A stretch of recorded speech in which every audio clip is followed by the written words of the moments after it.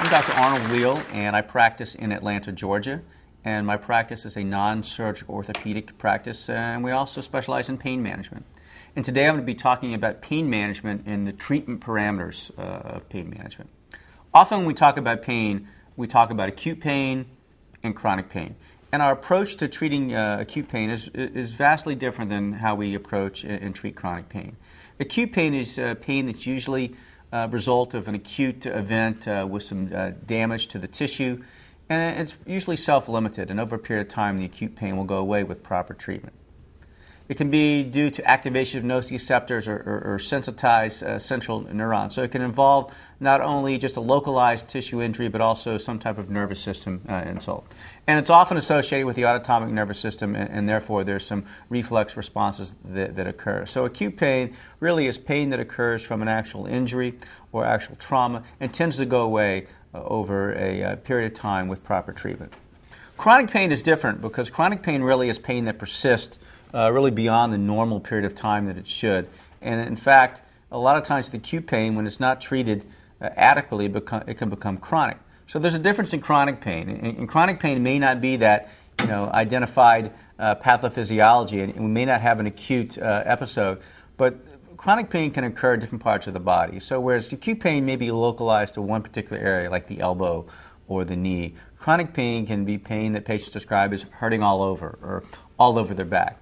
It can be continuous or it can be intermittent, meaning that a patient can have pain that doesn't go away, or they may feel their pain gets better over certain periods of time, but then it gets worse again and comes back. So it can have acute exacerbations, and also there can be central somatization or central sensitization, where the pain becomes kind of a chronic nature and the nervous system does not function in a normal way. So these patients can then become withdrawn from society, they can become depressed, they can become anxious, and really develop a lot of other comorbidities that come along with chronic pain. And this is very unfortunate because it really has more of an impact on quality of life. Changes in their sleep, their appetite, libido, disrupts family and social settings and relationships, and a lot of patients with chronic pain find themselves unable to work on a regular basis. So again, the physical function and quality of life is really impacted with chronic pain. And as you can see here, severe chronic pain interferes with all these different areas of life, from exercise to sleep to leisure activities, social activities, chores at home, walking around, simple tasks. So when we think about pain management, we're not just geared toward treating pain and eliminating pain, but really we have to recognize the importance of these other quality of life issues that we want to also treat and hopefully have a positive effect on. So the pathophysiology of pain. I've mentioned that the pathophysiology of pain is a key step to being able to treat pain and treat pain appropriately. And you really have to look at what some of the causes of pain and where the pain may originate from. And again, trying to be very simplistic, when we talk about the spine, for example, back pain is a primary example of chronic pain. There are a limited number of causes or pain generators, so to speak. And I like to just break these down into whether it's in the intervertebral disc, is the pain originating from the muscles or soft tissue, is it more of a bone or joint problem, or is the pain inflammatory or strictly affecting the nervous system? So looking at the pathophysiology of pain is really important before we can really begin our treatment process. Again, you can also categorize pain into whether it's a neuropathic type of pain, nociceptive pain, psychogenic pain, or even idiopathic pain. And so these all are very important because if a patient has neuropathic pain, it's primarily a nervous system type of disorder. Our treatment approach, as you see, is going to be entirely different. If we use pharmacotherapy, we're going to select different types of medications for neuropathic pain, certain medications that seem to be indicated or work better for that type of pain. If it's a nociceptive type of pain, a local pain, maybe trauma-induced, our approach may use different types of medications, such as anti-inflammatories, and we also may employ other types of therapies, physical therapy, massage therapy, etc. Psychogenic pain is a unique category on its own because there certainly is a pathophysiology of pain, but again, our approach is going to be different. If we utilize medications, it may be different types of medications, antidepressants, other psychogenic pain medications. And finally, idiopathic pain. Sometimes we just cannot identify what's causing the pain, where the pain's coming from. Doesn't mean we're idiots, it just means we can't identify this pain, and we call that idiopathic pain, and our treatment approach is a little different. We avoid or try to avoid doing a lot of injections and just throwing a lot of medications, but really focus on what seems to be the most likely cause of the pain. So let's talk about pain management. Again, pain management is not an actual medical specialty, but it is a medical approach and a philosophy that really encompasses a variety of specialties. And you'll see many specialists that really are treating chronic pain on a regular basis. These can be physiatrists, physical medicine and rehabilitation physicians. Sometimes family physicians will treat chronic pain, a neurologist, some psychiatrists, oftentimes anesthesiologists, and sometimes orthopedic physicians as well. So there's a lot of different approaches to chronic pain that we'll talk about, but bottom line, there are standards in pain management. And there are certain things that need to be done before we can even treat our patients, and I want to talk about what these standards are. First of all, complete history is important. Cannot even begin to treat a patient for pain, or any other condition for that matter, unless we obtain a complete history. Complete history, reviewing all the medical records, asking about what types of treatment has been previously done with a patient, what makes the pain worse, what helps alleviate the pain, the nature and intensity of the pain, etc. So complete history is extremely important. A lot of times we get referrals into our practice of chronic pain patients, and we need to review all the records. We need to have a good idea of what they've been through and where they've come. So reviewing medical records, other documentation, also very important. And then the third component is a directed physical exam. And what I mean by this is you must examine the patient. If they have chronic back pain, we're really going to focus on examining the spine and the related components. If the chronic pain involves the knee, we're going to really focus on the area of the knee. Doesn't mean we're going to ignore the other parts of the body. We want to do a very thorough examination, but we're certainly going to focus on the painful area a little more. Some of the things that when I speak to physicians around the country I talk about in pain management are the use of pain management agreements. We certainly don't call it a contract because it's not a contract, but it's an agreement between the patient and me as a treating physician. And this agreement is something we have that each patient sign, and it really outlines what we expect of them and what their responsibilities are and what we will and will not do. For example, we expect our patients to show up for their appointments on a regular basis, not skip appointments, take their medications as prescribed, not get medications from other physicians, not get medications or drugs off the street. Okay?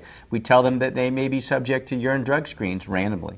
Okay? And then we tell them what we will and won't do. We won't refill prescriptions for lost prescriptions. We won't refill prescriptions for missed appointments. Okay? Again, it's a comprehensive document that each chronic pain patient signs, and it goes into the medical record. Urine drug screens is another tool that we use to assess our patients that are having chronic pain and to monitor them, and I'll talk about that a little later on.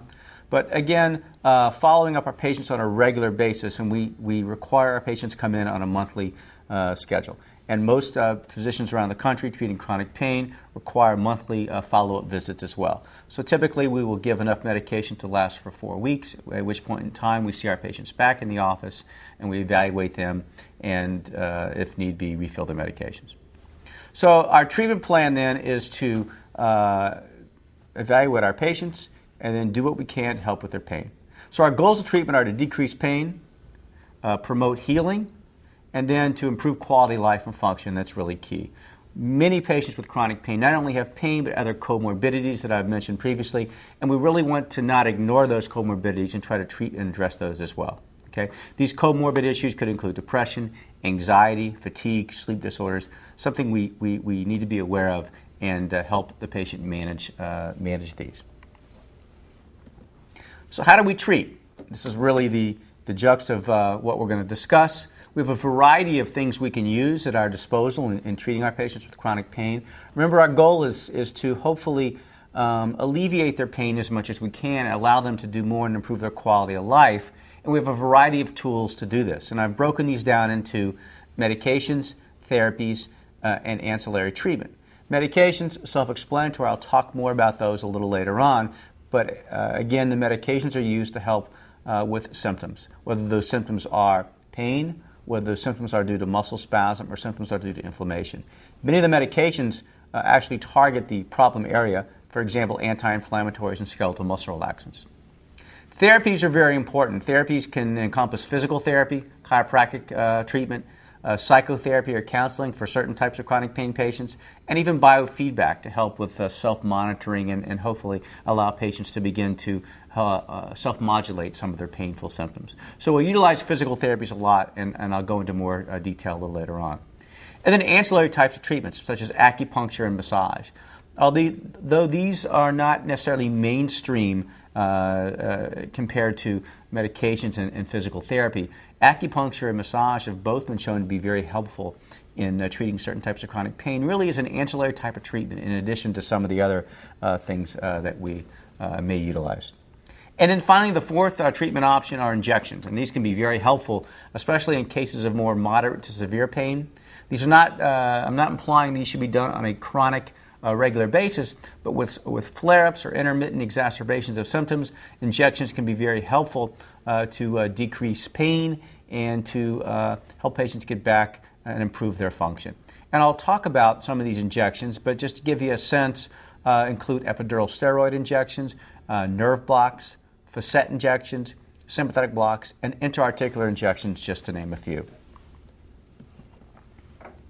There are also other minimally invasive procedures, and I would like to discuss those later on as well. And those are really an extension beyond the injections.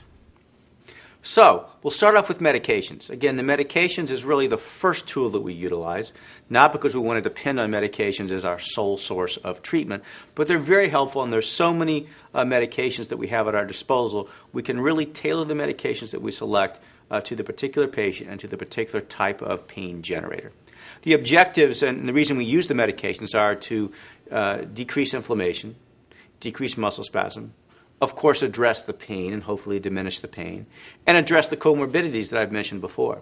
So our treatment to the patient with chronic pain then, from a pharmacotherapeutic standpoint, is really going to be multimodality. We're going to use a variety of these medications to really address these objectives here as far as decreasing the pain and affecting the comorbidities.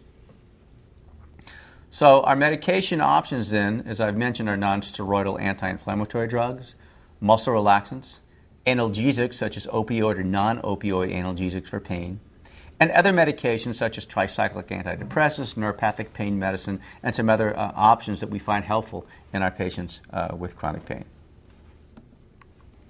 So the patient with acute pain, again, our treatment approach for the acute pain patient are going to be to use a combination of these medications, such as a non-steroidal anti-inflammatory over-the-counter. Examples of this might be ibuprofen, Motrin, Aleve, Advil. Again, we can use some of the more COX-2 specific drugs, such as Celebrex. And again, this may give less GI irritation, and we use this quite often in our patients that have a history of peptic ulcer disease or GI bleeds. So the anti-inflammatory can help with acute pain just by the analgesic nature of the anti-inflammatory. Often, acute painful injuries associated with a component of muscle spasm, and we don't want to ignore the muscle spasm as a pain generator and a component of this pain. So we'll prescribe a skeletal muscle relaxant along with an anti-inflammatory to help treat our patients.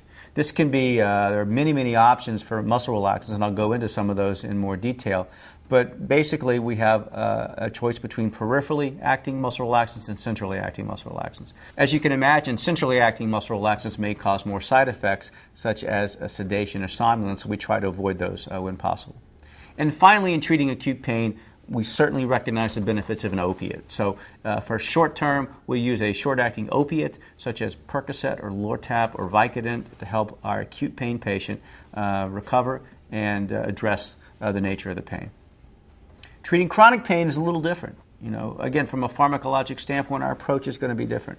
We still will use anti-inflammatories, and we still may use skeletal muscle relaxants for short periods, acute exacerbations of pain, but our approach from an analgesic standpoint is diametrically opposite of acute pain. In other words, the standard of care in pain management is the use of opioids that are sustained release, long-acting opiates. So we would not treat a chronic pain patient, for example, with Vicodin or Lortab or Percocet on an indefinite basis. We would treat them with a longer-acting sustained-release medication. These could be a sustained-release long-acting morphine. There are long-acting oxycodones, and there are other formulations that come in the form of a patch, like a fentanyl or duragesic patch. All right, so we'll use the longer-acting medications. They will give a more of a steady-state phenomenon, and if you were to look at the pharmacokinetics of the drug, you'd see that instead of having the peaks and valleys with the shorter-acting medications where the onset's very quick, but it wears off after 4 or 5 hours, they need to take it again. With the long-actings, they will have a gradual onset of pain relief, and have sustained pain relief over the course of 24 hours. And that's really what we're looking to do. Sometimes patients throughout the day, if they're more active, they try to do certain things, they may have breakthrough or activity-related pain. In that particular case, we can use some of the shorter-acting medications, preferably non-opiates, but occasionally we'll use an opiate to help with that breakthrough pain. But our real goal and our real reliance is on the non-acute or the sustained-release long-acting opioid analgesics. Ultram or tramadol also has a role in chronic pain treatment. It is a synthetic opioid, but not thought of as being as strong as some of the more traditional opiates.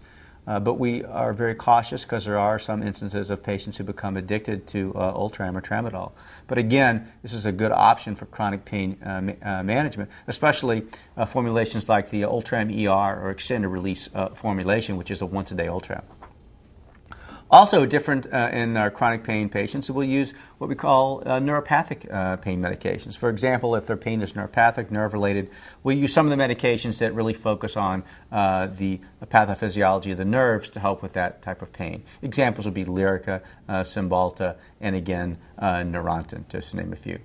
And finally, tricyclic medications are one of the classes of medications that are also very helpful in chronic pain patients. The tricyclics also are used to treat depression. Some of the anti-anxiolytics, tricyclic medications, other antidepressants can be very helpful in treating chronic pain, also treating some of the comorbid conditions. So let's focus on the anti-inflammatories for a moment. Anti-inflammatories or non-steroidal anti-inflammatory drugs are probably our first line of treatment in pain. They decrease inflammation, but they also have an analgesic effect, which makes them preferable to opiates or other controlled drugs because they're not as likely to see abuse or misuse of the drug. There are a variety of pathways that the anti-inflammatories work on, and fortunately there are limited side effects, but the most common side effect being that of the gastrointestinal system. So often we will use a COX-2 specific anti-inflammatory such as Celebrex to avoid some of the GI side effects. The anti-inflammatories can be oral, medications are taken by mouth, or there's a newer anti-inflammatory, it's called a Flector patch, which is a topical administration, and that can also be very helpful for more localized types of inflammation. Non-steroidal anti-inflammatory drugs can also be found via over-the-counter medications, ibuprofen, Advil, Aleve. I've mentioned the COX-2 specific anti-inflammatories such as Celebrex, and some of the newer formulations such as diclofenac. There's some newer types of anti-inflammatories that are always coming to market, whether they're in the form of a patch, a cream, or oral combinations. But again, bottom line, anti-inflammatories are effective and very important part of our approach to both acute and chronic pain. The next category of medications that we utilize very frequently are those of skeletal muscle relaxants. Muscle relaxants reduce muscle spasm, and often muscle spasm is a primary pain generator. So by eliminating and reducing the spasm, we can see a marked reduction in our patient's pain. Many of the muscle relaxants are peripherally active, but we don't really always know the mechanism of action. For example, carisoprodol is a centrally acting muscle relaxant, and it's a very